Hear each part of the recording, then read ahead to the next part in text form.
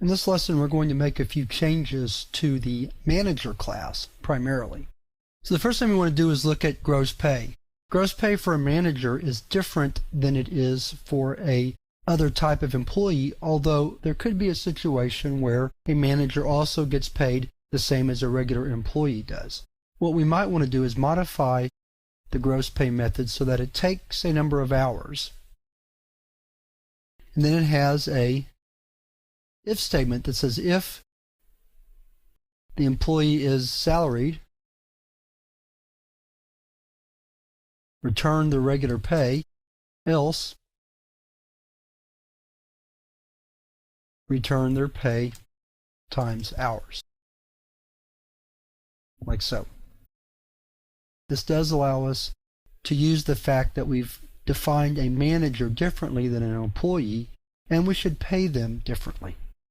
And we can check to see if they're salaried and then determine their pay based on the value of that Boolean variable. Another change we might want to make is in the toString function that we defined for employee. There it is right there. For a manager, we might want to use the fact that we want to know if they're salaried or not. We might want to include some recognition that the employee is salaried.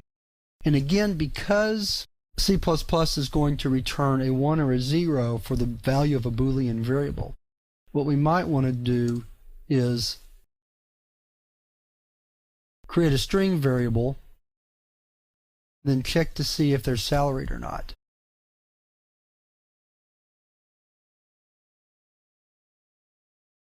Like this, we're going to say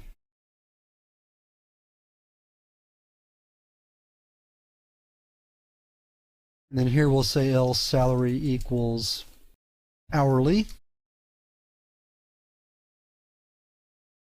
And then right here in the string that we're going to return,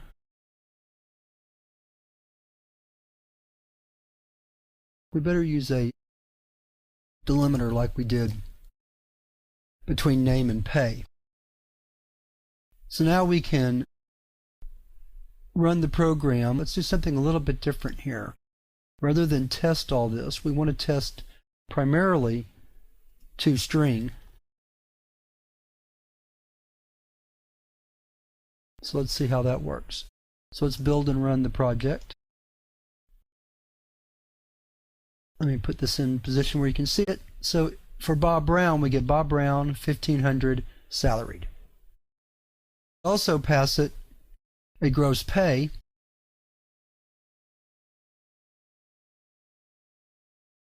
Like that.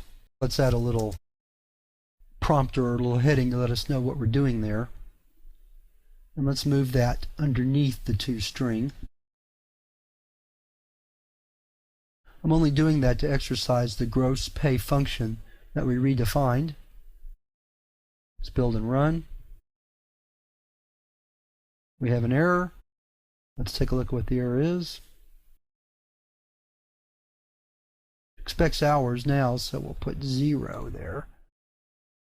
Or we can put 40 actually, it doesn't really matter. We could put 100. But because he's salaried, it won't make any difference.